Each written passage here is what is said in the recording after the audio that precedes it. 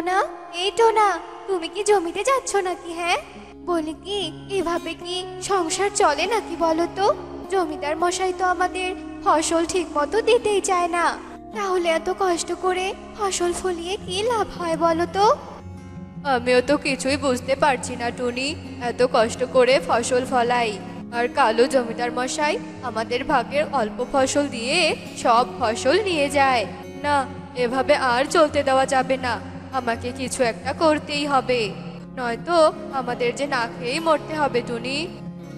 এসব বলে টোনা জমিতে চলে যায়। টোনা, এই নে তোর ভাগের আলু, এগুলো নিয়ে বাড়ি যা তো। আর শোন, এখন থেকে আরো বেশি বেশি করে ফসল ফলাবি। কি জমিদার মশাই, আপনি বস্তা ভর্তি করে আলু আর অন্যান্য সব সবজি নিলেন, আর আমাকে এই সামান্য আলুটুকু দিলেন? এভাবে কি আমার সংসার চলবে বলুন তো? কথা ছিল আমি ফসল ফলানোর পর আপনি অর্ধেক নেবেন আর আমাকে অর্ধেক দিবেন, তাহলে এখন কেন এমনটা করছেন বলুন তো? আরে আরে, তোর তো সাহস খুব হয়ে গেছে। তুই সামান্য একজন কর্মচারী হয়ে আমার মুখে মুখে কথা বলছিস। আমি তোকে দেখে তো অবাক হয়ে যাচ্ছি। তোর দেখছি ভয়ও করছে না। তুই জানিস আমার সাথে এমন তর্ক করার ফল কি হতে পারে? হ্যাঁ, জানি তো জমিদার মশাই, আপনি অত্যাচার করা ছাড়া আর কি বা করতে পারেন। শুনুন, আমি আপনাকে ভয় পাই না। পেটে খাবার না থাকলে তো ভয় করে কোনো লাভ নেই। বাহ, তোর মুখে তো দেখছি ভালোই বুলি ফুটেছে। সেপাহি, সেপাহি, এই টোনাকে যা আলু দিয়েছি সে কটাও কেড়ে নে। আর টোনা, তুই শুনে রাখ, আজ থেকে আমার জমিতে তোকে আর কাজ করতে হবে না। আর শোন, তুই অন্য কারো জমিতেও তুই কাজ করতে পারবি না, এই আমি বলে দিলাম। এবার দেখবো তুই কিভাবে বেঁচে থাকিস।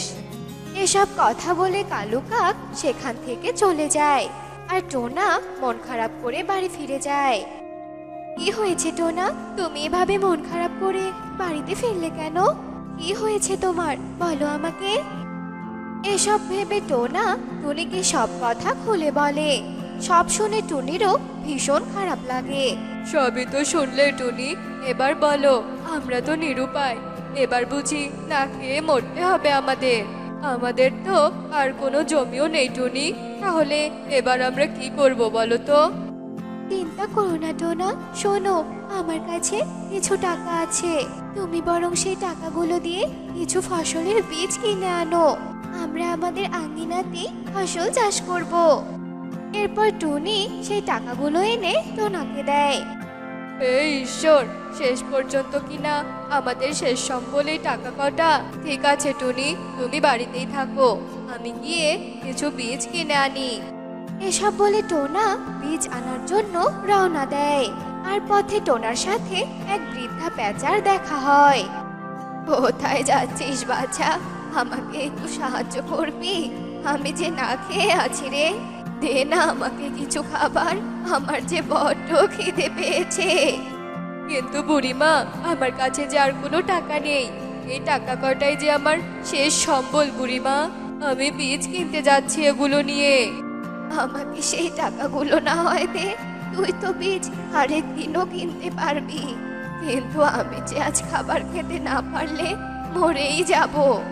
একটু দয়া কর না বাবা। বৃদ্ধা পেঁচার কথা শুনে টোনার ভীষণ মায়া হয়, আর তার হাতের সামান্য টাকা কটা বৃদ্ধাকে দিয়ে দেয়। এই নিন বুড়িমা, এই টাকাগুলো দিয়ে কিছু খাবার কিনে নিয়েন। আসলে এই টাকা কটাই আমার শেষ সম্বল ছিল গো। তুই তো অনেক ভালো রে বাছা, আমার অনেক বড় উপকার করলি। তবে এই নে, এই কচু গাছটা তুই তোর বাড়িতে রোপণ করবি। এসব বলে বৃদ্ধা পেঁচা সেখান থেকে চলে যায়, আর টোনা বাড়িতে ফিরে আসে আর টুনিকে বলে, কচু গাছটিও টুনিকে দেখায়। তুমি একদম ঠিক কাজ করেছো টোনা, একজন ক্ষুধার্ত বৃদ্ধা যে খেতে পেরেছে এটাতেই আমি অনেক খুশি। তবে চলো কচু গাছটি আমরা রোপণ করি। এরপর টোনা আর টুনি কচু গাছটি রোপণ করতে কচু গাছটি অনেক বড় হয়ে যায়, আর সঙ্গে সঙ্গে সেখানে অনেক ফুলকপি ধরে। এ দেখে তো তারা দুজন ভীষণ অবাক। টোনা, ও টোনা, এসব আমি কি দেখছি? কচু গাছে ফুলকপি! তারা এসব ভাবতে ভাবতে বৃদ্ধা পেঁচা সেখানে চলে আসে। কচু গাছে ফুলকপি, আসলে আমি একজন জাদুকর্ণী। টোনাকে তখন আমি পরীক্ষা করছিলাম। টোনা অনেক ভালো, তাই আমি টোনাকে উপহার দিয়েছি। শোন, এই গাছের ফুলকপি কোনো দিনও শেষ হবে না। তোরা এই ফুলকপি বিক্রি করে সুখেই দিন কাটাতে পারবি। আর শোন, যদি একে কেউ হিংসে করে নিতে ধরে তবে সে মাটির নিচে চলে যাবে। এ কথা বলে বৃদ্ধা পেঁচা সেখান থেকে অদৃশ্য হয়ে যায়। এরপর থেকে টোনা আর টুনি কচু গাছের ফুলকপি বিক্রি করে অনেক ধনী হতে থাকে। এভাবেই দিন কাটছিল তাদের। টোনা আর টুনি এখন অনেক জমির মালিক। তারা এখন অনেকগুলো জমি কিনেছে। ভাঙা বাড়িটা ভেঙে একটি সুন্দর বাড়ি করেছে। টোনা, আমাদের যে এত সুন্দর দিন আসবে আমরা তো কখনো কল্পনাও করতে পারিনি। এত টাকা তো আমরা কোনো দিনও দেখিনি টোনা। হ্যাঁ, তুমি একদম ঠিক কথা বলেছ টুনি। তবে এখন থেকে আমরা গরিব দুঃখীদের সাহায্য করব। এভাবেই কাটছিল তাদের দিন। টোনার এমন উন্নতি দেখে জমিদার কালু কাকের ভীষণ হিংসে হয়। তাই জমিদার কালু কাক সিপাহীকে আদেশ করে টোনাটুনির উপর নজর রাখতে। নজর রাখার পর কালু কাক সবটা জানতে পারে, কচু গাছে ফুলকপি ধরার ব্যাপারটাও। ও, তবে এই ব্যাপার, আমার তো ওই কচু গাছ চাই চাই। আমি এক্ষুনি ওই বাড়িতে যাব আর ওই কচু গাছ নিয়ে আসব। এরপর কালু কাক টোনার বাড়িতে যায়। কিরে টোনা, আমি নাকি শুনলাম তোর নাকি কচু গাছ আছে, আবার নাকি সেই কচু গাছে ফুলকপিও ধরেছে। আমাকে দিয়ে দে বলছি। কেন? আমি আপনাকে কেন কচু গাছ দেব বলুন তো? ওটা তো আমার। তবে রে সেপাহী, ওই টোনা আর টুনিকে বেঁধে ফেল। আমার ওই কচু গাছ চাই চাই। এরপর কালু কাকের সিপাহী টোনা আর টুনিকে বেঁধে ফেলে। আর জমিদার কালু কাক যেই না কচু গাছে হাত দিতে ধরে তখনই সে মাটির নিচে চলে যায়। আর দেখতে দেখতে এক পর্যায়ে জমিদার কালু কাক একদম মাটির নিচে চলে যায় আর সেখানেই মারা যায়। আর কালু কাকের সিপাহীরা এটা দেখে ভীষণ ভয় পেয়ে যায় আর সেখান থেকে দৌড়ে পালিয়ে যায়। টুনি, ওই শয়তান কালু কাক ওর পাপের শাস্তি পেয়ে গেছে। আমাদের এখন আর কোনো ভয় নেই। তো বন্ধুরা, আমাদের আজকের এই গল্পটি তোমাদের কাছে কেমন লেগেছে তা কমেন্টে জানাতে ভুলো না কিন্তু।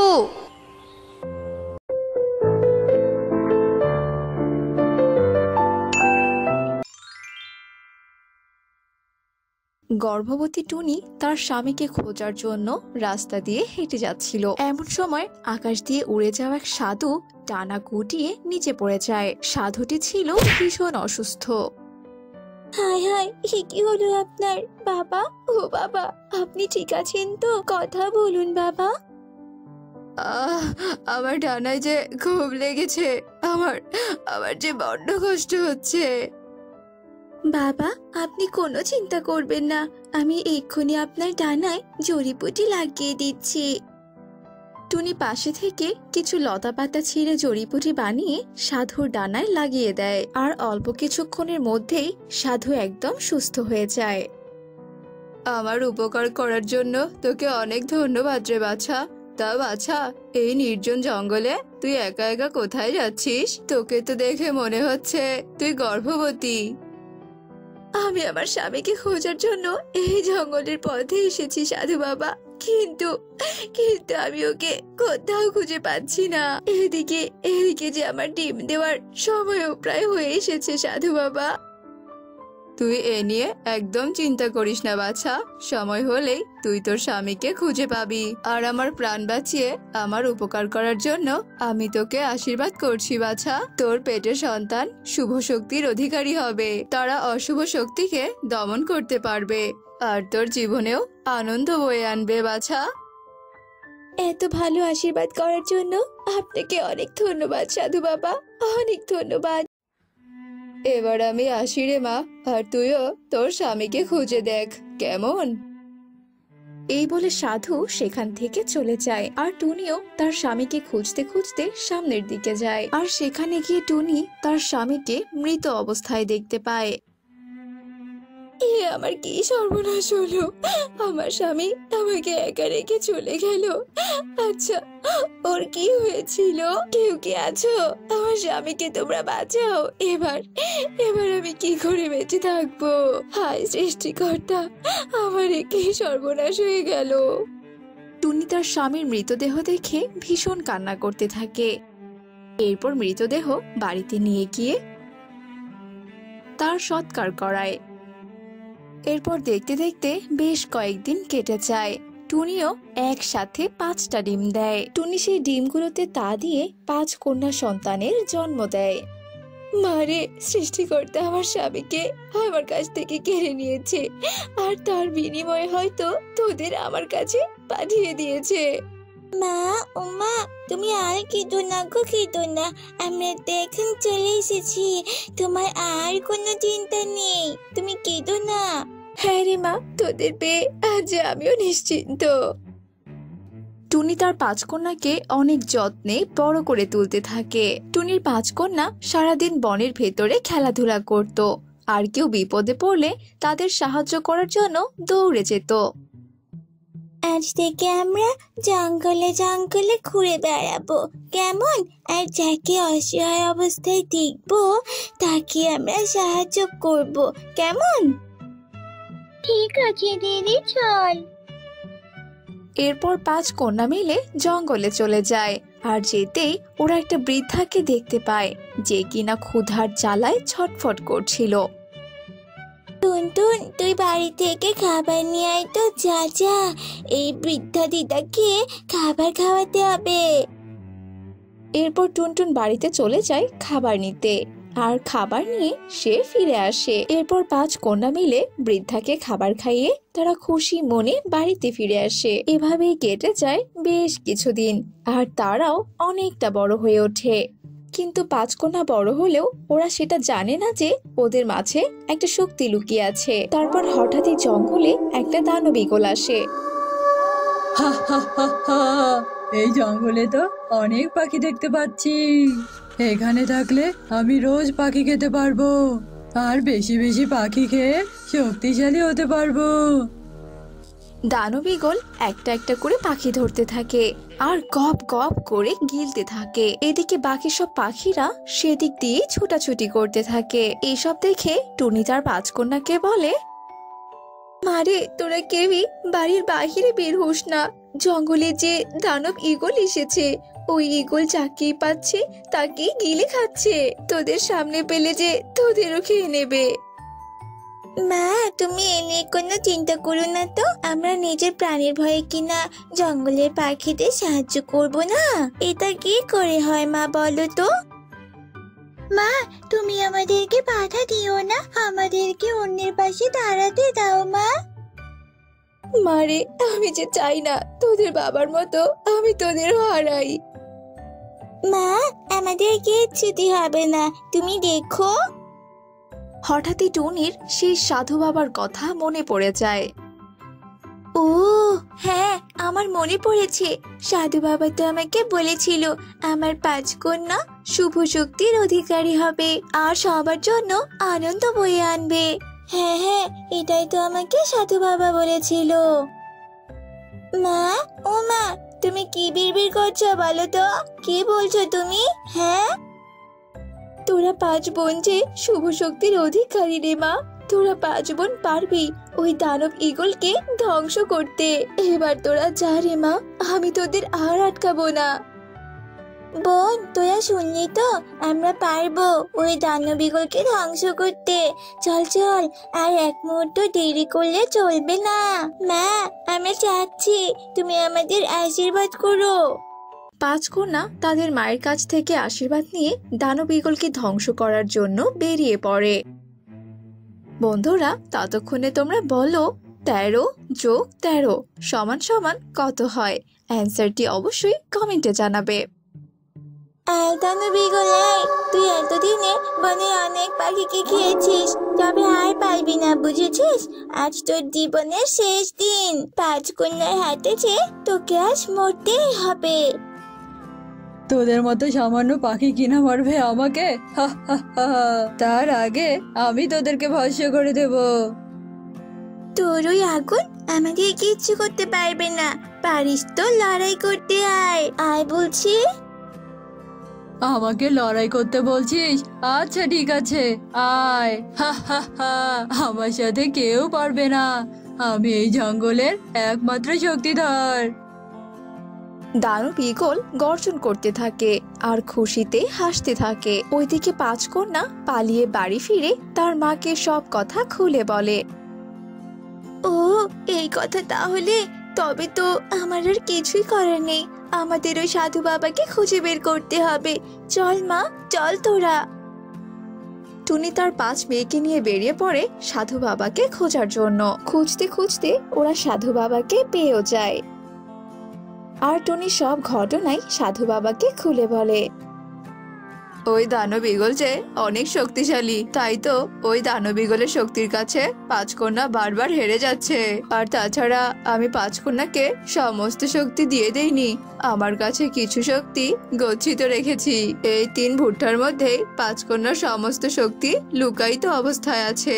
এই নে 3 কন্যা, তোরা এই 3 ভুট্টা থেকে শক্তি অর্জন কর, আর এই শক্তি দিয়েই তোরা দানব ঈগলকে ভৎস করতে পারবি। ঠিক আছে সাধু বাবা, ঠিক আছে। আপনারা আমাদের জন্য অপেক্ষা করুন, আমরা জয়ী হয়ে আবারও ফিরে আসবো। তোরা আবার ফিরে এসেছিস, এবার তো তোদেরকে মরতেই হবে। এবার মরতে নয়, আমাদেরকে মারতে এসেছি। এরপর 5 কন্যা ওদের 3 ভুট্টা দানব ঈগলের সামনে ধরে আর তখনই 3 ভুট্টা থেকে আলোকরশ্মি বেরিয়ে সেই দানব ঈগলের গায়ে পড়ে আর তখনই দানব ঈগলের শরীরে আগুন লেগে যায় আর সাথে সাথে ঈগল ভস্ম হয়ে যায়।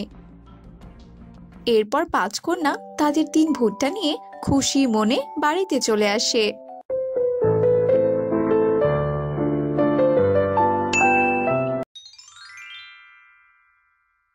আমার অনেক দিনের ইচ্ছে পাখির ছানা খাওয়ার। শুনেছি পাখির ছানা খেতে নাকি অনেক সুস্বাদু। আমি এক্ষুনি আমনগরী ছেড়ে লোকালয়ে যাব, যেখানে পাখিরা বাস করে, আর মজা করে পাখি খাবো। এসব বলে এক রাক্ষসী আম আমনগরী থেকে উড়াল দেয়। এই তো পেয়েছি। এখানে তো অনেক পাখিও দেখতে পাচ্ছি, তার মানে এই বনে পাখির ছানাও আছে। ইস, এক্ষুনি আমার জিভে জল চলে এলো। একবার শুধু পাখির ছানা পাই, খপ করে ধরে খপ করে খাবো। আরে এত বড় বন, তবুও কিনা কোনো পাখির ছানা নেই। কত কত পাখির বাসা দেখলাম, অথচ একটা বাসাতেও কিনা পাখির কোনো ছানা নেই। আচ্ছা, এরা আবার কোনোভাবে জানতে পারেনি তো? ধুর, ওরাই বা জানবে কি করে? আরে ওই তো একটা স্কুল দেখতে পাচ্ছি। ওই স্কুলে নিশ্চয়ই অনেক পাখির ছানারা থাকে, আর সবাই মিলেমিশে পড়াশোনা করে। যাই, আমি বরং ওখানেই যাই। বাচ্চারা, আজকের মতো তোমাদের পড়াশোনা শেষ। যাও সবাই সাবধানে বাড়িতে ফিরে যাও। আর হ্যাঁ, কাল সময় মতো সবাই স্কুলে চলে আসবে, কেমন? ঠিক আছে স্যার। এই চল সবাই চল। কি মজা, সত্যি গরম গরম রুটি। কি মজা। ওই তো কত পাখির ছানা। স্কুলের ভেতরে এতগুলো ছানা ছিল, আর আমি কিনা শুধু এত কষ্ট করে খুঁজে হয়রান হচ্ছিলাম। আয় ছানারা, আয়, একবার শুধু এই স্কুল গেটের সামনে আয়, তারপরেই তোদের সবাইকে আমের পেটে যেতে হবে।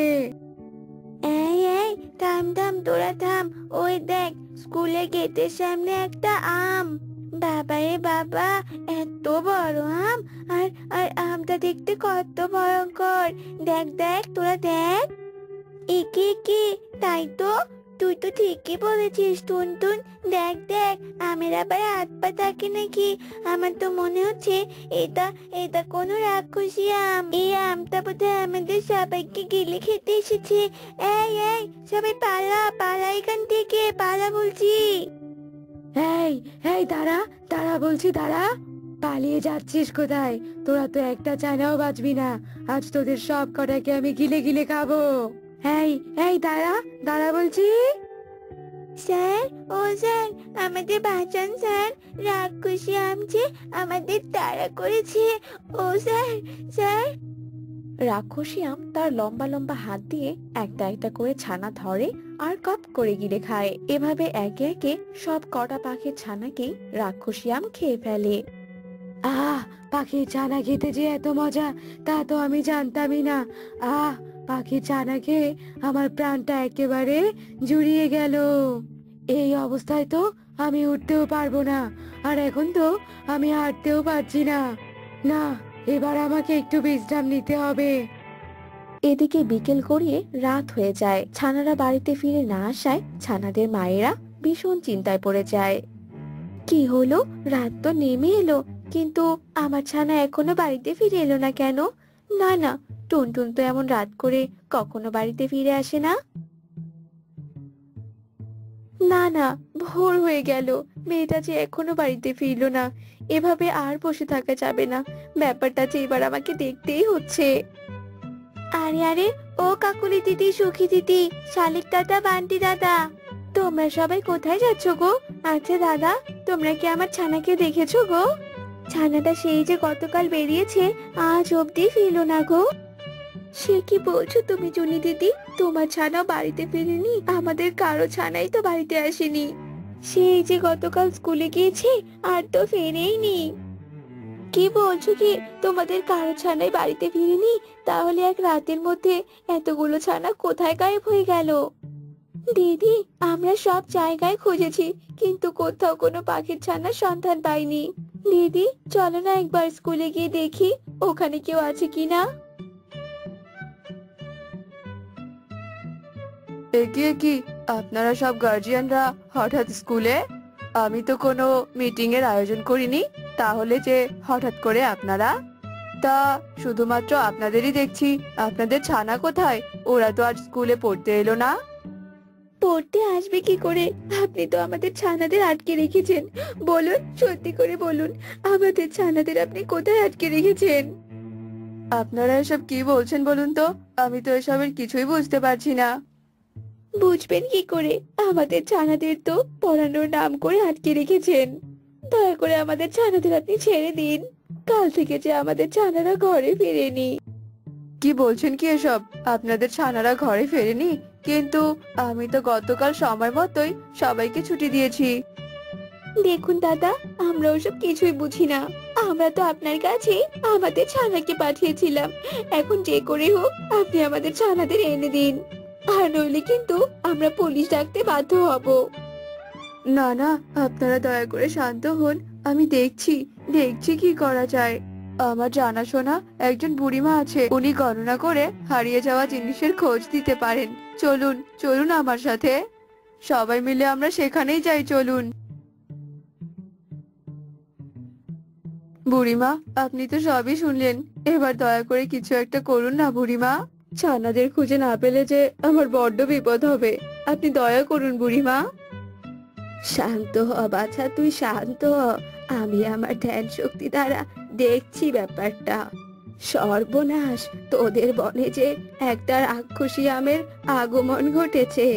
ওই রাক্ষসী আমের পেটের ভেতরেই যে পাখিদের ছানা আছে। ওই রাক্ষসী আমি তোদের ছানাদের গিলে খেয়েছে রে। সে কি সাংঘাতিক কাণ্ড! আমের পেটে কিনা পাখির ছানা! এটা কি করে সম্ভব? ইগল দাদা, আপনি আমাদের মাফ করবেন, আমরা না বুঝে আপনার দোষ দিয়েছি। কিন্তু বুড়িমা, এবার আমরা আমাদের ছানাদের কি করে রক্ষা করব? এর উপায় আমার জানা নেই, বুদ্ধি দিয়ে কাজ করতে হবে। আমি তো শুধু হারানো জিনিসের খোঁজ দিতে পারি মাত্র। বুদ্ধি? আমি একটা বুদ্ধি পেয়েছি বুড়িমা। আপনি শুধু এবার বলুন ওই রাক্ষসী আম কোথায় আছে, তারপরে আপনি দেখবেন আমার বুদ্ধির খেলা। ওই রাক্ষসী আম পুরনো বটতলার নিচে বসে আছে। উফ বাবা, পেটের ভেতরে পাখির ছানাগুলো কেমন ক্যাচ ক্যাচ করছে।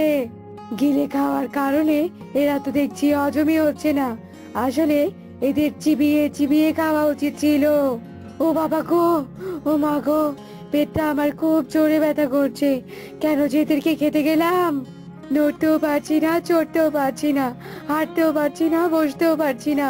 মরণ দশা হলো আমার। তাই বুঝি আমরা খুশি? তোমার পেটের ভেতর খুব ব্যথা হচ্ছে তাই না গো? তবে আমি চাইলে তোমার পেটের ব্যথা ঠিক করে দিতে পারি। তুমি তুমি সত্যি বলছো?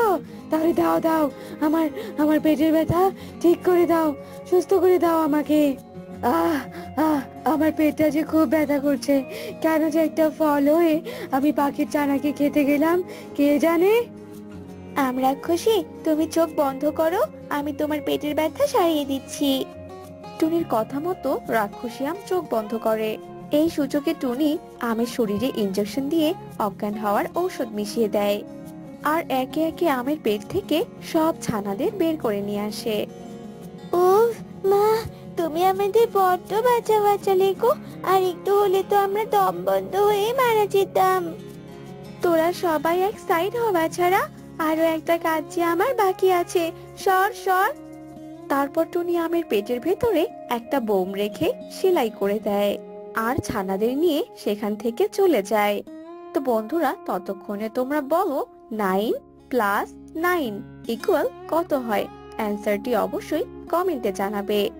টুনি বাচ্চাদের নিয়ে সেখান থেকে চলে যাওয়ার পরপরই আমের পেটে বম ব্লাস্ট হয়, আর রাক্ষসী আম সেখানেই ধ্বংস হয়ে যায়। সত্যি টুনি দিদি, তোমার বুদ্ধির তুলনা হয় না। আজ তোমার জন্যই আমের পেট থেকে সব পাখির ছানারা মুক্ত হলো। এবার থেকে আমাদের সাবধান থাকতে হবে গো। তো বন্ধুরা, আমাদের আজকের গল্পটি তোমাদের কাছে কেমন লেগেছে? গল্পটি ভালো লেগে থাকলে অবশ্যই আমাদের ছোট্ট চ্যানেলটি সাবস্ক্রাইব করে দিও, যাতে এরকম নতুন নতুন গল্প আমরা রোজ রোজ তোমাদের কাছে পৌঁছে দিতে পারি। দেখা হবে পরের কোনো গল্পতে। সেই পর্যন্ত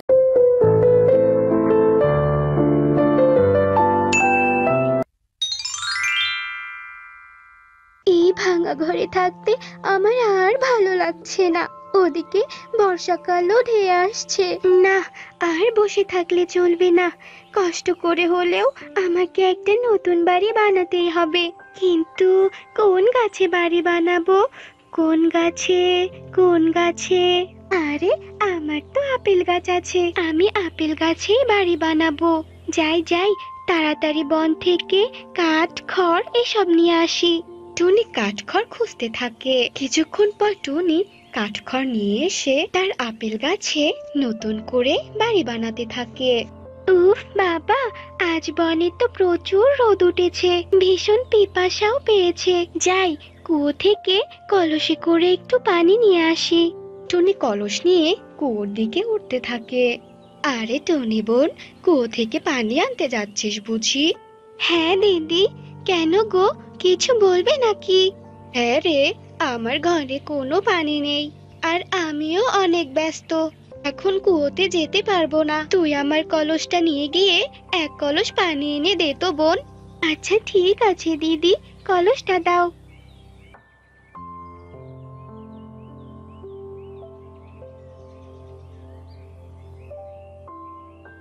তুই অনেক ভালো রে টুনি, তোকে অনেক ধন্যবাদ। আমার কাজ করতে করতে তো তোর অনেক পিপাসাও পেয়েছে।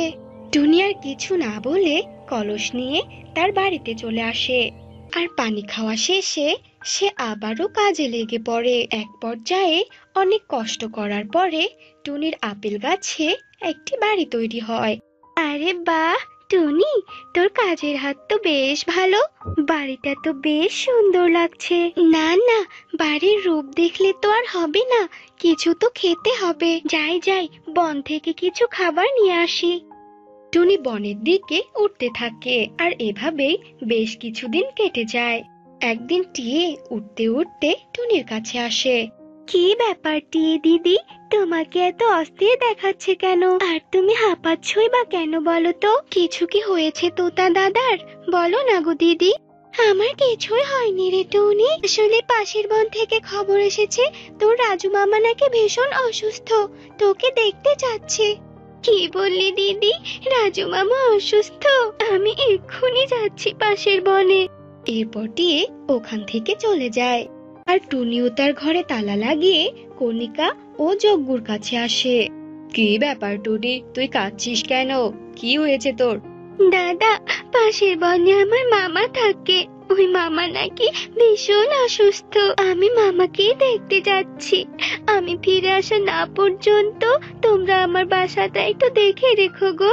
তুই একদম চিন্তা করিস না, তোর বাড়ি মানে তো আমাদেরও বাড়ি।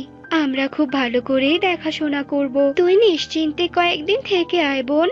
টুনি, বলি কি, তুই তোর বাড়িতে তালা দিয়ে থাকলে চাবিটা আমাদের দিয়ে যাবন। আসলে তোর বাড়িটাকে তো ভালো করে দেখাশোনা করতে হবে, তাই না? টুনি যজ্ঞুর এমন কথা শুনে আর কিছু না ভেবে যজ্ঞকে চাবিটা দিয়ে দেয় আর কাঁদতে কাঁদতে সেখান থেকে চলে যায়। এরপর যজ্ঞ কণিকা একে অপরের দিকে তাকিয়ে বলতে থাকে, কণিকা, আজ হবে মজা গো মজা। ওকা টুনি ওর বাড়ির চাবি আমাদেরকে দিয়ে গেছে। হা হা হা, কয়েকদিন আর কষ্ট করে আমাদের খাবার খুঁজতে হবে না। আজ থেকে তো আমরা টুনির জমানো খাবার খাবো। কি যে ভালো লাগছে বলো। ঠিক বলেছো, চলো তাড়াতাড়ি। যজ্ঞ, ওই দেখো আলমারিতে শস্যদানা সাজানো। চলো চলো শস্যদানা খেতে শুরু করি। না না, আমি শস্যদানা খাবো না, আমি তো মিষ্টি ফল খাবো। ওই দেখো টেবিলের উপর সাজানো অনেক মিষ্টি ফল। কতদিন হলো মিষ্টি ফল খাই না, আজ পেট ভরে খাবো। কণিকা শস্যদানা আর যজ্ঞ ফল খেতে থাকে। আহ, কি যে শান্তি। এখন যাই, টুনির মেকআপ নিয়ে একটু সাজুগুজু করি। কতদিন হলো ভালো করে সাজি না। যজ্ঞ, দেখো তো আমাকে কেমন লাগছে। আরে বউ, তোমাকে তো একদম ললিতার মতো লাগছে। এমন সুন্দর তোমাকে বিয়ের দিনও লাগেনি, সত্যি বলছি।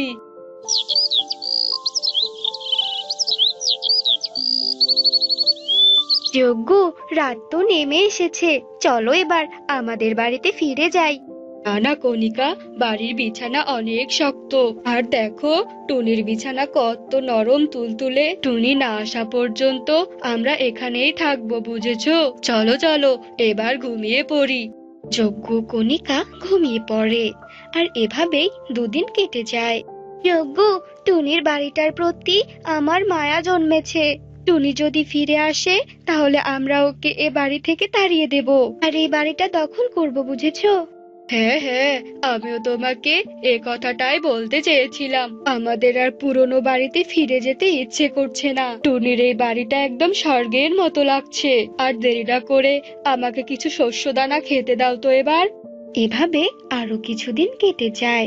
তারপর টুনি একদিন তার নিজের বাড়িতে ফিরে আসে। ফিরে এসে টুনি তার বাড়িতে যজ্ঞ ও কণিকাকে দেখে। কি দাদা দিদি, তোমরা আমার বাড়িতে কি করছো? আর আমার বাড়িটা এমন নোংরা হলো কিভাবে? আর আমার জমানো শস্যদানা ফল এসব কি হলো বলো তো? এই এই শোন, এটা আর তোর বাড়ি নেই, এটা আমাদের বাড়ি, বুঝেছিস? বেশি কথা না বলে তাড়াতাড়ি এখান থেকে চলে যা বলছি। দিদি, তোমরা আমার সাথে মজা করছো তাই না? কিন্তু আমি একদমই মজার মুডে নেই। তোর সাথে মজা নেওয়া বয়েই গেছে আমাদের। যা বলছি এখন এখান থেকে, এটা আমাদের বাড়ি, শুনেছিস কান খুলে? এসব তোমরা কি বলছো? এই বাড়িটা আমি অনেক কষ্ট করে বানিয়েছি। তোমরা তো দেখছি সুযোগের সদ্ব্যবহার করছো। আমি তোমাদের নামে বনের সবাইকে বিচার দেব। অন্যায়ভাবে অন্যের বাড়ি দখল করা বের করব। দাঁড়াও, আমি আসছি। এরপর টুনি গিয়ে বনের সকলকে ডেকে আনে। এই বেটা যজ্ঞ, ভালোই ভালোই টুনির বাড়ি থেকে বের হ। টুনি এই বাড়িটা আবার চোখের সামনেই অনেক কষ্ট করে বানিয়েছে। বেশি ঝামেলা না করে যা, ভাগ এখান থেকে। বনের সকলে যজ্ঞ ও কণিকাকে টুনির বাড়ি থেকে তাড়িয়ে দিয়ে চলে যায়। আর টুনি তার বাড়িতেই অনেক ভালোভাবে বসবাস করতে থাকে। একদিন কণিকা বলতে থাকে, যজ্ঞ, আমার মাথায় একটা বুদ্ধি এসেছে, ওই টুনির অপমানের প্রতিশোধ নেওয়ার। কি বুদ্ধি বলো কণিকা, তাড়াতাড়ি বলো। এবার তো ওই টুনির বাড়িটা আমাদেরই হবে। কণিকা, শুরু করো বুদ্ধি অনুযায়ী কাজ। কণিকা তার বুদ্ধিমতো বিছানায় শুয়ে পড়ে আর অভিনয় করতে থাকে। ওরে বাবা রে, ওরে মা রে, মরে গেলাম রে, মরে গেলাম। গো, আমার অনেক পানি পিপাসা পেয়েছে, তাড়াতাড়ি পানি খেতে দাও গো। মরে গেলাম রে, মরে গেলাম। কণিকা, তুমি একটু অপেক্ষা করো, আমি টুনি বোনের থেকে পানি নিয়ে আসছি। যজ্ঞ কণিকার বুদ্ধিমতো টুনির বাড়িতে আসে। টুনি বোন, আমার কণিকা অনেক অসুস্থ, ও পানি খেতে যাচ্ছে। বোন, আমাকে একটু সাহায্য কর, দয়া করে কুয়ো থেকে আমাকে একটু পানি তুলে দে। আসলে আমি কুয়ো থেকে পানি তুলিনি তো, তাই দয়া করে একটু সাহায্য কর বোন। শান্ত হও দাদা, চলো চলো কুয়োর পাড়ে।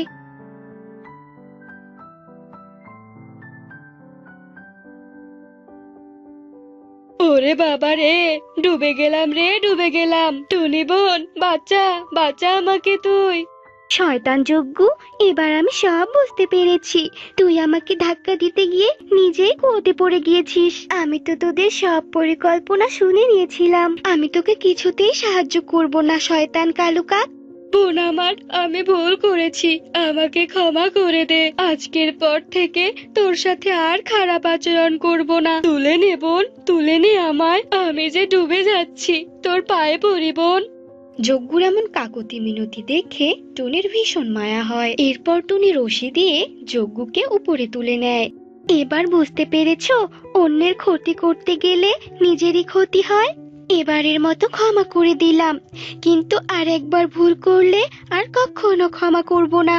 সোজা শাস্তি দেব, বুঝেছো? এরপর টুনি সেখান থেকে চলে যায় আর যজ্ঞ ওখানে দাঁড়িয়েই কাঁদতে থাকে। তো বন্ধুরা, আমাদের আজকের গল্পটি আপনাদের কাছে কেমন লাগলো তা অবশ্যই জানাবেন।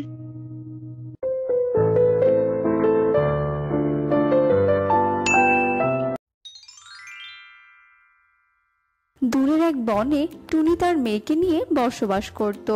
টুনি তার বাড়ির পাশে এখনো জমিতে বাঙ্গির চাষ করেছিল। সে তার বাঙ্গির জমির অনেক পরিচর্যা করত। রোজ রোজ সে বাঙ্গির গাছগুলোতে অনেক পানি দিত আর জমিতে অনেক পরিশ্রম করত। টুনির জমির বাঙ্গিগুলো ছিল অনেক মিষ্টি আর রসালো। টুনি অনেক পরিশ্রম করাতে তার জমির বাঙ্গিগুলো অনেক ভালো হয়েছে। একদিন টুনি তার জমি থেকে বেশ কিছু বাঙ্গি পেড়ে গরুর গাড়িতে করে বাজারে নিয়ে যায় বিক্রি করতে। আর বাঙ্গিগুলো বাজারে বিক্রি করে টুনি বেশ লাভবান হয়। সে জঙ্গলে বসবাস করত কালু নামের এক অসাধু ব্যবসায়ী। সেও এবার বাঙ্গির চাষ করেছিল, কিন্তু সে খুব একটা পরিশ্রমী ছিল না, তাই তার জমির বাঙ্গিগুলো দেখতে ফ্যাকাশে আর স্বাদহীন ছিল। আরে আরে কালু, এক পিস বাঙ্গি কত করে বিক্রি করছো? এক পিস 5 টাকা করে, 5 টাকা করে বিক্রি করছি। এরপর কাকাতুয়া 5 টাকা দিয়ে একটি বাঙ্গি কিনে নেয় আর সেই জমিতে খেতে শুরু করে। ছি ছি, এটা আমি আবার কি খেলাম? এটা কি বাঙ্গি না আর কিছু বাবা? একদম ফ্যাকাশে, একটুও মিষ্টি নেই। এটা যে আমি কি খেলাম কে জানে। আমার 5 টাকাও চলে গেল আর মুখের স্বাদও নষ্ট হয়ে গেল। এই বলে কাকাতুয়া সেই বাঙ্গিটি সেখানে ফেলে রেখে চলে যায়। সবাই যদি এভাবে আমার বাঙ্গিগুলো অপছন্দ করে তাহলে তো কেউ আমার বাঙ্গি কিনবে না। বুঝেছি, আমাকে কিছু একটা করতেই হবে। এই বলে কালু কাক তাড়াতাড়ি করে নিজের বাড়িতে চলে যায় আর বাড়িতে গিয়ে তার স্ত্রীকে সবটা খুলে বলে। কাকাতুয়া তো বাঙ্গি না খেয়ে সেখান থেকে চলে গেছে। কালু, টুনি তো তার জন্য বাঙ্গিগুলো বিক্রি করে অনেক টাকাই লাভ করছে। তাহলে কি আমাদের বাঙ্গি কেউ খাবে না আর কেউ কিনবেও না? আমি এক্ষুনি আমার মামার কাছে যাব। এখনই আমাকে মামার কাছে যেতে হবে আর মামার সঙ্গে কিছু কথা বলতে হবে। এই বলে কালু উড়ে চলে যায় তার মামার কাছে। মামা মামা, তুমি কিছু একটা করো যাতে করে আমার বাঙ্গিগুলো টুনির বাঙ্গির মতো মিষ্টি হয়ে যায়। না হলে যে আমার বাঙ্গিগুলো খেতেই পচে যাবে। কেউ আমার বাঙ্গিগুলো খেতেই চায় না। আমার তো মনে হচ্ছে তুমি তোমার জমিতে একটুও পানি দাওনি, যার কারণে তোমার বাঙ্গিগুলো একদম মিষ্টি হয়নি। সে যাই হোক, আমার কাছে কিন্তু একটা উপায় আছে। এই নাও, তুমি এই কেমিক্যাল নিয়ে যাও। কেমিক্যাল? কেমিক্যাল দিয়ে কি হবে মামা? বলছি বলছি তুমি এই কেমিক্যালের বোতলটা বাড়িতে নিয়ে যাবে কেমন, আর ইনজেকশনে ভরে সবগুলো বাঙ্গিতেই এক ফোঁটা করে এই কেমিক্যাল দেবে, আর দেখবে কয়েকদিনের মধ্যে সব বাঙ্গিগুলো একদম মিষ্টি হয়ে গেছে। বাহ মামা বাহ, আমি খুব ভালো করেই জানতাম এই বিপদের সময় তুমি আমাকে একমাত্র সাহায্য করতে পারবে। এরপর কালু কাক সেই কেমিক্যালের বোতল নিয়ে সেখান থেকে চলে যায়। এরপর রাত নেমে আসে, আর রাতের বেলা কালু আর গৌরী তাদের বাঙ্গির জমিতে চলে যায়, আর এক ফোঁটা করে কেমিক্যাল ইনজেকশনে ভরে প্রতিটি বাঙ্গিতে দিয়ে দেয়। কিছুক্ষণের মধ্যেই সব বাঙ্গিগুলো দেখতে একদম পাকা টসটসে বাঙ্গির মতো দেখতে লাগে। কালু, আমাদের তো তাহলে এবার বাঙ্গি বিক্রি হয়ে যাবে, তাই না? হ্যাঁ হ্যাঁ, তা তো হবে। আমরা যে টুনি থেকেও 2 টাকা কমে বাঙ্গিগুলো বিক্রি করব, আর তখন দেখবে সবাই আমাদের কাছ থেকে বাঙ্গি কিনবে। এরপর তারা দুজনে বাড়িতে গিয়ে শুয়ে পড়ে। পরের দিন কালু কাক এবং তার স্ত্রী সেই কেমিক্যাল যুক্ত বাঙ্গিগুলো বাজারে বিক্রি করতে নিয়ে যায়। বাঙ্গি নিয়ে যাও গো বাঙ্গি, টুনি থেকে আমরা 2 টাকা কমে দেব বাঙ্গি। গৌরীর এমন ডাক শুনে সেখানে কবুতর চলে আসে। শোনো গৌরী শোনো, প্রথমে আমি খেয়ে চেক করব, আর তারপরে একবারে 5 কেজি বাঙ্গি নিয়ে যাব। আরে হ্যাঁ হ্যাঁ, নাও কবুতর, খেয়ে দেখো। এরপর কবুতর কালুর কাছ থেকে একটি বাঙ্গি নিয়ে খেতে থাকে। সেই বাঙ্গিটা ছিল ভীষণ মিষ্টি। কি কালু আর গৌরী, তোমরা তো ঠিকই বলেছিলে, সত্যি সত্যি তো এই বাঙ্গি ভীষণ মিষ্টি। এই বাঙ্গিগুলো তো টুনির বাঙ্গির থেকেও অনেক মিষ্টি। আর দেরি করো না, আমাকে 5 কেজি বাঙ্গি দিয়ে দাও। এই বলে কবুতর কালুকে টাকা দিয়ে সেখান থেকে বাঙ্গি নিয়ে বাড়িতে চলে যায়। কবুতর বাড়িতে পৌঁছতে তার ভীষণ পেট ব্যথা শুরু হয়ে যায়। লুসি লুসি, আমি যে পেট ব্যথা মরে যাচ্ছি, ওরে বাবা রে, আমার খুব কষ্ট হচ্ছে, আমি যে আর সহ্য করতে পারছি না, আমাকে তাড়াতাড়ি ডাক্তারের কাছে নিয়ে যাও। এরপর মিঠুটিও কালুর কাছ থেকে বাঙ্গি কিনে খেতে থাকে। কালু, আমি তো এই প্রথম এত মিষ্টি বাঙ্গি খেলাম। আমরা তো অনেক কষ্ট করেছি, কেননা আমরা একটা একটা করে বাঙ্গির ভেতরে কেমিক্যাল দিয়েছি। কি বললে গৌরী? আমি তো শুনিনি। আরে আরে, কিছু না, গৌরী বলল আমরা এই বাঙ্গির জন্য অনেক কষ্ট করেছি, আর অনেক পরিশ্রম করে জমিতে পানিও দিয়েছি, আর এজন্যই আমাদের বাঙ্গিগুলো খেতে এত সুস্বাদু। এরপর মিঠুটি সেখান থেকে চলে যায়। মিঠু বনের উপর দিয়ে উড়ছিল, ঠিক তখনই তার পেটে ব্যথা শুরু হয়ে যায়। সে পেট ব্যথা সহ্য করতে না পেরে একটি গাছের ডালে বসে পড়ে। মরে গেলাম রে বাবা, মরে গেলাম, কেউ আমাকে বাঁচাও। মিঠুটি এভাবে পেট ব্যথার জন্য চিৎকার করতে থাকে, কিন্তু আশেপাশে কেউই ছিল না, তাই কেউই মিঠুর চিৎকার শুনতেও পারছিল না, আর তাকে সাহায্য করতে পারছিল না। এভাবে বনে সন্ধে নেমে আসে, আর সন্ধে হতেই কালু কাকার গৌরী কাকের সব বাঙ্গিগুলোই বিক্রি করা শেষ হয়ে যায়। কালু, আমরা যদি প্রতিদিন এভাবে বাঙ্গি বিক্রি করতে পারি, তাহলে তো আমরা অনেক বড়লোক হয়ে যাব। সন্ধ্যা যখন টুনি জমি থেকে বাড়ি ফিরছিল, তখন সে দেখলো মিঠুটি একটি গাছের উপর পড়ে আছে। এই দেখে টুনি সেখানে চলে আসে। একে মিঠু, তোমার কি হয়েছে? তুমি এখানে এভাবে কেন পড়ে আছো? কি হয়েছে বলো বলো আমাকে। আমি কালুর কাছ থেকে বাঙ্গি কিনে খেয়েছিলাম, আর সেই বাঙ্গি খাওয়ার পরপরই আমার পেটে ব্যথা শুরু হয়েছে। এরপর টুনি তাড়াতাড়ি করে মিঠুটিয়াকে নিয়ে বুলবুল ডাক্তারের কাছে চলে আসে। সেখানে লুসি আর কবুতর আগে থেকে উপস্থিত ছিল। এরপর ডাক্তার কবুতর আর মিঠুর চিকিৎসা করতে থাকে। তখন লুসি বলে, আচ্ছা, মিঠু কি কালুর কাছ থেকে বাঙ্গি কিনে খেয়েছিল নাকি? হ্যাঁ হ্যাঁ লুসি, তুমি ঠিকই বলেছ, কালু কাকের কাছ থেকে তো ও বাঙ্গি কিনে খেয়েছিল। আর জানো, মিঠু তো গাছের উপরে পড়েছিল। আমি তাকে দেখা মাত্রই তাড়াতাড়ি করে এখানে নিয়ে এলাম।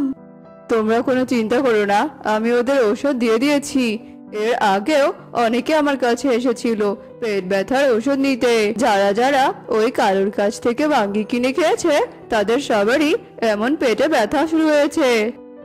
আমার তো মনে হচ্ছে কালু আর গৌরী বাঙ্গির ভেতরে কোনো কেমিক্যাল মিশিয়েছে, যার কারণে সবারই এমন পেট ব্যথা হয়েছে। আমি আজ থেকে ওদের উপর নজর রাখবো আর সব সত্যিটা জেনেই ছাড়বো। এরপর টুনি বাড়িতে না গিয়ে কালু কাকের জমির পাশে একটি গাছের পেছনে লুকিয়েছিল। রাত গভীর হয়ে যায় আর গভীর রাতে কালু এবং গৌরী তাদের জমিতে সেই কেমিক্যালের বোতল নিয়ে চলে আসে। কালু, আজকে বাঙ্গিতে আরো বেশি করে কেমিক্যাল মেশাতে হবে, যাতে করে বাঙ্গিগুলো আরো সুস্বাদু লাগে খেতে। টুনি গাছের পেছনে বসে এসব কিছু দেখে নেয়। ও তাহলে এই ব্যাপার, এই দুষ্টু কাক কিনা বাঙ্গিতে ইঞ্জেকশন দিচ্ছে, তাও আবার কেমিক্যাল যুক্ত ইঞ্জেকশন। এর জন্যই তো সব পাখিদের এমন পেট খারাপ হচ্ছে। এভাবে টুনি গাছের পেছনে বসে কথা বলছিল আর এদিকে কালু কাক কেমিক্যাল যুক্ত ইঞ্জেকশন তার বাঙ্গিতে পুশ করছিল। এভাবেই সেই রাত কেটে যায়। টুনি বনের বেশ কিছু পাখিদের নিয়ে কালু কাকের জমিতে উপস্থিত হয়। আমরা সবটা জেনে গেছি দুষ্টু কাক, যে তোমরা পাখিদের জীবন নিয়ে কিভাবে খেলছো। আমরা সবটাই জানি যে তোমরা তোমাদের বাঙ্গিতে বিষাক্ত কেমিক্যাল মেশাও। আমি আর দেরি করবো না, এক্ষুনি আমি পুলিশকে ডেকে আনবো আর সবটা বলবো। আমরা তোমাদের কি এমন ক্ষতি করেছিলাম বলো তো, যার কারণে তোমরা বিষাক্ত ইঞ্জেকশন এই বাঙ্গিগুলোতে দাও? না না, তোমরা এসব কি বলছো? আর কিসের ইঞ্জেকশন? কবুতর গৌরীর কোনো কথা না শুনে পুলিশকে ফোন করে আর সাথে সাথে সেখানে পুলিশ এসে হাজির হয়। আমাদেরকে তোমরা ক্ষমা করে দাও, আমরা কখনো এমনটা করব না, ক্ষমা করে দাও আমাদেরকে। এভাবে কালু আর গৌরী কাঁদতে থাকে, কিন্তু পুলিশ তবুও তাদেরকে ধরে নিয়ে যায়। এভাবে কালু আর গৌরী তাদের পাপের শাস্তি পায়। বন্ধুরা, এই গল্পটি থেকে আমরা শিখতে পারলাম যে খারাপ কাজের ফল সব সময় খারাপই হয়।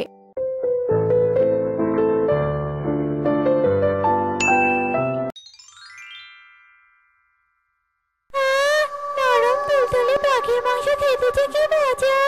কেউ না খেলে এর স্বাদ একদম বুঝবে না। এখন যে যে আমার এই বাগানে আসবে, আমি তাদেরই ঘাড় মটকিয়ে খাবো। পেতনি তার শিকার ধরে খেতে থাকে আর এরপর সকাল হয়। ধীরে ধীরে সবার মাঝে বাঁশবাগানের পেতনির কথা ছড়িয়ে পড়ে। এই এই, তুই শুনেছিস কাল রাতে আমাদের মনের উত্তরের একটা পাখিকে ওই বাঁশবাগানের পেতনি ঘাড় মটকে খেয়েছে রে। এখন থেকে আমাদের সবাইকে সাবধানে থাকতে হবে। রাতের বেলা একদম বাঁশবাগানের পাশ দিয়ে যাওয়া যাবে না। হ্যাঁ রে সুখী, তুই একদম ঠিক কথা বলেছিস। তাহলে সেই কথাই থাকলো, এখন তোমরা নিজেদের কাজে চলে যাও। সব পাখিরাই ভীত হয়ে নিজেদের কাজে চলে যায়। এদিকে মিনু, জানিস সুখী, আজকে শহর থেকে আমার মেয়ে জামাই বাড়িতে আসছে। কে জানে তারা এসে আবার কোনো বিপদেই পড়ে নাকি। কিচ্ছু হবে না মাসি, তুমি সৃষ্টিকর্তার উপর ভরসা রাখো, সবটা ঠিক হয়ে যাবে।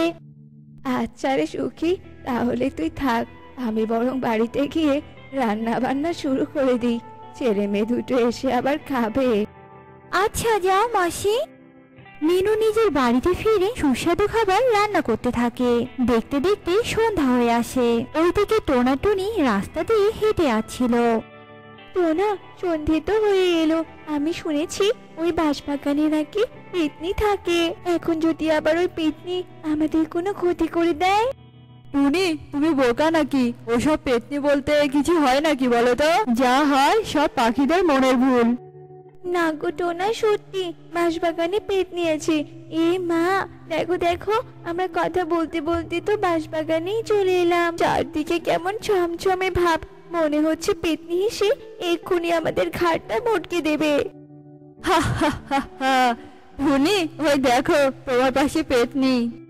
ওরে বাবা গো, কোথায় কোথায় টোনা, পেতনি কোথায়? হ্যাঁ টুনি, তোমাকে আমি বোকা বানালাম। আচ্ছা, তুমি যখন এতই পেতনির কথা বলছো, তবে আমি পেতনিকে দেখার জন্য ডাকতে থাকি। দাঁড়াও, পেতনিকে দেখতে যে আমারও খুব ইচ্ছে হচ্ছে।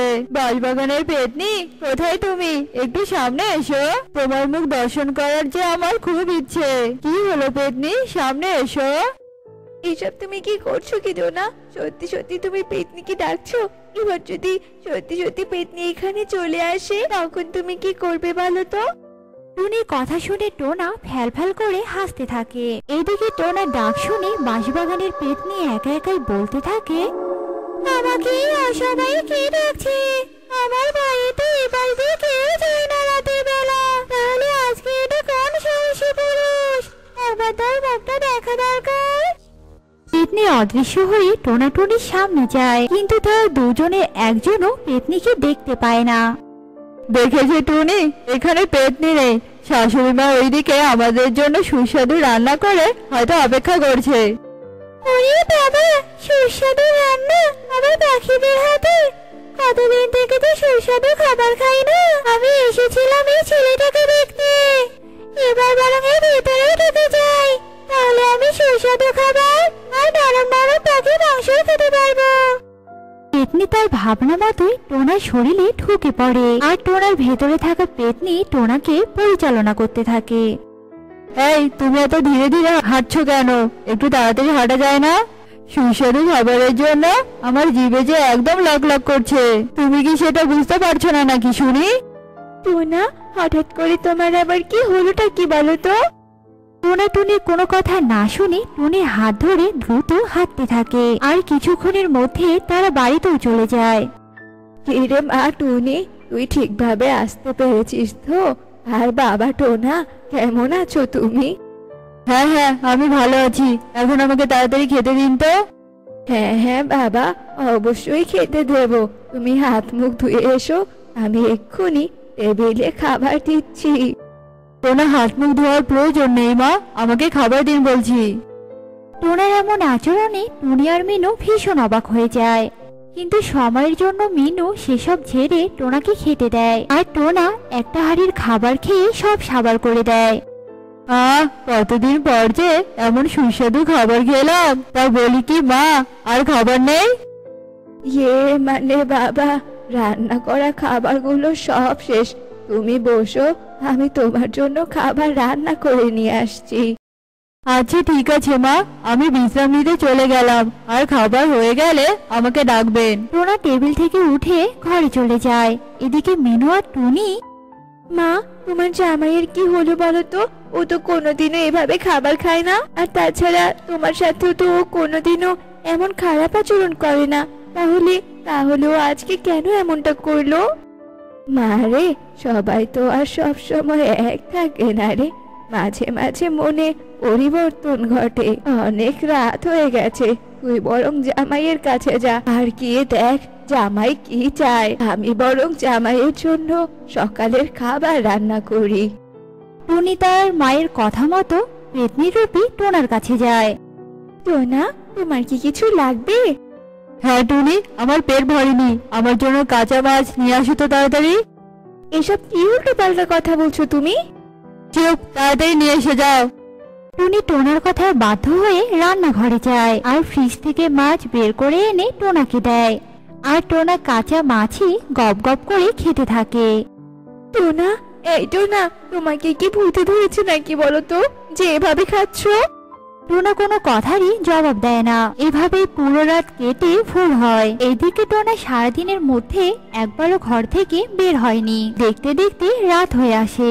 এদিকে টুনি আর মিনু গল্প করতে থাকে। ওইদিকে টোনা রূপে পেতনি জঙ্গলে বের হয় পাখি খাওয়ার জন্য, আর ভাগ্যক্রমে একটা পাখি পেয়েও যায়। পাখির মাংস খেতে যে কি স্বাদ, প্রাণটা একেবারে জুড়িয়ে গেল। টোনার এই পাখি খাওয়ার দৃশ্যটা সুখী দেখে ফেলে, আর সুখী জঙ্গলে গিয়ে বলতে থাকে, এই তোমরা সবাই শোনো, মিনু মাসির জামাই আছে না টোনা, ও পাখি ধরে খাচ্ছে। না জানি কখন আমাদেরকে ধরে খায়। আমাদেরকে ধরে খাওয়ার আগে ওই টোনাকে জঙ্গল থেকে বের করতেই হবে। সুখীর কথা শুনে সবাই রেগে মিনুর বাড়িতে যায়। এমন সময় মিনু একটা তান্ত্রিককে নিয়ে এসে হাজির হয়। তোমরা কেউ ভেতরে যেও না, কারণ আমার জামাইয়ের ভেতরে নিশ্চয়ই কোনো পেতনি ঢুকেছে। ও প্রথম দিন যেমন অস্বাভাবিক ভাবে খাবার খাচ্ছিল, সেদিনই আমার সন্দেহ হয়েছিল। তাই আমি চুপি চুপি তান্ত্রিক বাবার সাথে পরামর্শ করেছিলাম, আর আজ আমি বাবাকে নিয়েই চলে এলাম। তোমরা সবাই আমার পেছনে গিয়ে দাঁড়াও, আমি বাঁশবাগানের পেতনিকে হাজির করব। তান্ত্রিক তার জাদু বলে টোনার ভেতর থেকে পেতনিকে বাইরে নিয়ে আসে। তান্ত্রিক, এত খুব সাহস! তুই আমার উপরে মন্ত্র প্রয়োগ করিস? আজ তো তোকে আমি খেয়ে ফেলবো। তুই আমার কিছুই করতে পারবি না, কারণ আমি মন্ত্র বলে তোর চারদিক ঘিরে ফেলেছি। এবার তোকে বোতলে বন্দি করা বাকি আছে। না তান্ত্রিক, না, এটা তুই একদম করবি না। আমাকে তুই বন্দি করবি না।